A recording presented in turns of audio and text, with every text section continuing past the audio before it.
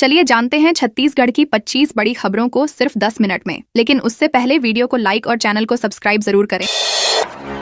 भूपेश के स्वागत में 15 कारों में युवाओं का स्टंट। अंबिकापुर में पूर्व मुख्यमंत्री भूपेश बघेल के स्वागत के दौरान युवाओं का खतरनाक स्टंट सामने आया है। 23 जनवरी की शाम बघेल भागवत कार्यक्रम में शामिल होने शहर पहुंचे थे। स्वागत के लिए 15 कारों का काफिला गांधी चौक पहुंचा, जहां युवाओं ने चलती गाड़ियों में लटक कर स्टंट किए। शहर में तेज रफ्तार और शोर शराबे के बीच मोबाइल से रील भी बनाई गई। स्थानीय लोगों ने वीडियो वायरल कर दिया, जिसके बाद पुलिस हरकत में आई। कार्रवाई करते हुए 8 4 व्हीलर जब्त की गई हैं। अन्य वाहनों और युवाओं की पहचान कर आगे की कानूनी कार्रवाई की जा रही है। सरस्वती पूजा पर नशे में स्कूल पहुंचा टीचर। छत्तीसगढ़ के सरगुजा जिले में एक सरकारी शिक्षक का नशे में स्कूल पहुंचने का मामला सामने आया है। बसंत पंचमी के दिन गुमगरा के जूनापारा प्राइमरी स्कूल में शिक्षक शराब के नशे में धुत होकर पहुंच गया। नशे की हालत में वह पूजा पाठ की बातें करता और बहकी बहकी बातें बोलता नजर आया। ग्रामीणों ने उसका वीडियो बना लिया, जो सोशल मीडिया पर वायरल हो गया। शिक्षक की हरकतों से नाराज ग्रामीणों ने ग्राम सभा बुलाकर उसे हटाने का प्रस्ताव पारित किया। मामले में लखनपुर बीओ ने शिक्षक को सस्पेंड करने की सिफारिश डीओ को भेज दी है। जगदलपुर के मां दंतेश्वरी मंदिर में चोरी। जगदलपुर स्थित बस्तर की आराध्य देवी मां दंतेश्वरी मंदिर में चोरी की वारदात से सनसनी फैल गई है। 23 जनवरी की रात अज्ञात चोरों ने मंदिर के पीछे का दरवाजा तोड़कर चोरी की। शनिवार सुबह पुजारी और श्रद्धालुओं को ताला टूटा मिला। अंदर जांच करने पर सोने चांदी के आभूषण गायब पाए गए। सूचना मिलते ही सिटी कोतवाली पुलिस मौके पर पहुंची और जांच शुरू की। चोरी की गंभीरता को देखते हुए फिलहाल मंदिर को आम भक्तों के लिए बंद रखा गया है। पुलिस सीसीटीवी फुटेज खंगाल रही है। गौरेला पेंड्रा मरवाही में कुएं में गिरा बैल। गौरेला पेंड्रा मरवाही जिले की ग्राम पंचायत बस्ती में एक बैल के गहरे कुएं में गिरने से अफरा तफरी मच गई। बैल की आवाज सुनकर ग्रामीण मौके पर पहुंचे और उसे बचाने का प्रयास शुरू किया। कुआं गहरा होने के कारण जेसीबी मशीन और रस्सियों की मदद ली गई। घंटों की मशक्कत के बाद बैल को सुरक्षित बाहर निकाल लिया गया। राहत की बात यह रही कि बैल को कोई गंभीर चोट नहीं आई। ग्रामीणों ने बताया कि यह कुआं बिना सुरक्षा घेरे के खुला पड़ा है और पहले भी ऐसे हादसे हो चुके हैं।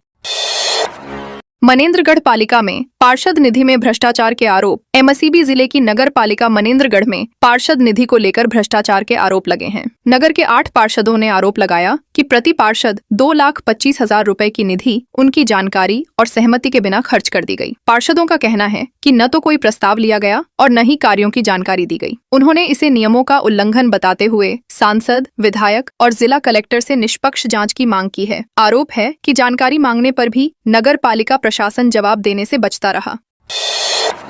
जशपुर में किराना थोक दुकान में भीषण आग। जशपुर जिले के पत्थल गांव थाना क्षेत्र में शुक्रवार सुबह एक किराना थोक दुकान में भीषण आग लग गई। पुराने अस्पताल के सामने स्थित संदीप एजेंसी में लगी आग ने देखते ही देखते विकराल रूप ले लिया। दुकान में रखा पूरा थोक सामान जलकर राख हो गया। आग की लपटें दूर तक दिखाई दी, जिससे इलाके में हड़कंप मच गया। सूचना पर दमकल विभाग, पुलिस और स्थानीय लोग मौके पर पहुंचे। फायर ब्रिगेड की कड़ी मशक्कत के बाद आग पर काबू पाया गया। प्रारंभिक तौर पर आग का कारण शॉर्ट सर्किट बताया जा रहा है। विधवा से रेप की कोशिश करने वाला गिरफ्तार। रायपुर पुलिस ने शादी का झांसा देकर विधवा महिला से रेप की कोशिश और फोटो वायरल करने की धमकी देकर 4 लाख रुपए ऐंठने वाले आरोपी को गिरफ्तार किया है। आरोपी की पहचान प्रशांत मंडल निवासी नोएडा के रूप में हुई है, जो खुद को डॉक्टर बताता था। पीड़िता की पहचान शादी.com के जरिए आरोपी से हुई थी। भरोसा जीतने के बाद आरोपी रायपुर आया और होटल में मिलने बुलाया। पीड़िता की शिकायत पर पुरानी बस्ती थाना पुलिस ने मामला दर्ज कर आरोपी को गिरफ्तार कर लिया है। धान खरीदी की तारीख बढ़ाने को लेकर आंदोलन करेगी एएपी। धान खरीदी की तारीख बढ़ाने की मांग को लेकर आम आदमी पार्टी 29 जनवरी को प्रदेश भर में प्रदर्शन करेगी। पार्टी ने धान खरीदी की अवधि 28 फरवरी तक बढ़ाने की मांग की है। आपका आरोप है कि सरकारी अव्यवस्थाओं के कारण करीब 20% किसान अब तक अपनी फसल नहीं बेच पाए हैं। कई केंद्रों पर खरीदी देरी से शुरू हुई और अब तय समय से पहले बंद की जा रही है। आम आदमी पार्टी ने टोकन और रकबा सत्यापन व्यवस्था को लेकर भी सरकार पर किसानों को परेशान करने का आरोप लगाया है।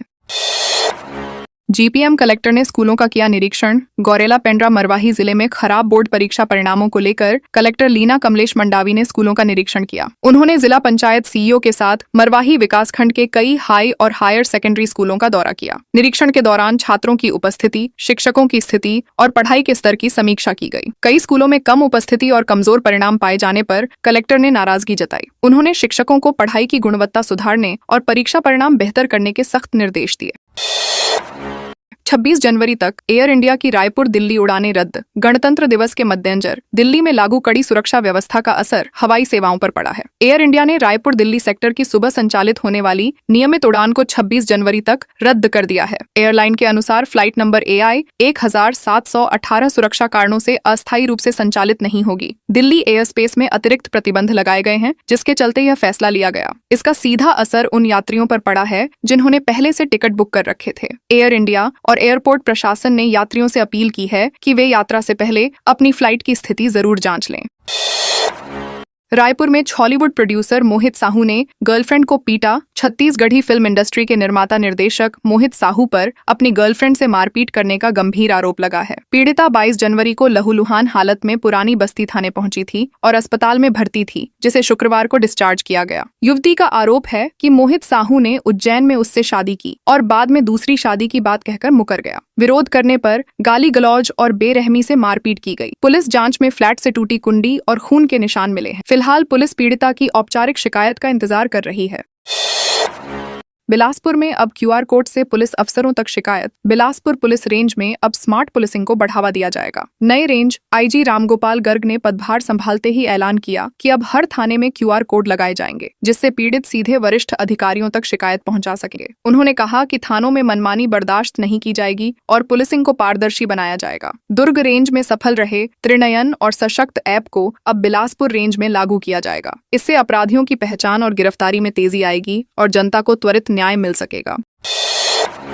15,000 के लिए मां नवजात को 6 दिन बंधक बनाया। गरियाबंद जिले से सटे ओडिशा के धर्मगढ़ स्थित एक निजी अस्पताल में मानवता को शर्मसार करने वाला मामला सामने आया है। डिलीवरी के बाद 15,000 रुपए नहीं चुकाने पर अस्पताल प्रबंधन ने मां, नवजात और 3 साल के बच्चे को 6 दिन तक बंधक बनाकर रखा। पीड़ित परिवार भुजिया जनजाति से है। अस्पताल में 20,000 का बिल बनाया गया, लेकिन परिवार सिर्फ 5,000 ही दे सका। मामला मीडिया में आने के बाद अस्पताल प्रबंधन ने सफाई दी और तीनों को एम्बुलेंस से गाँव भेजा। घटना के बाद स्वास्थ्य व्यवस्था पर गंभीर सवाल खड़े हो गए हैं।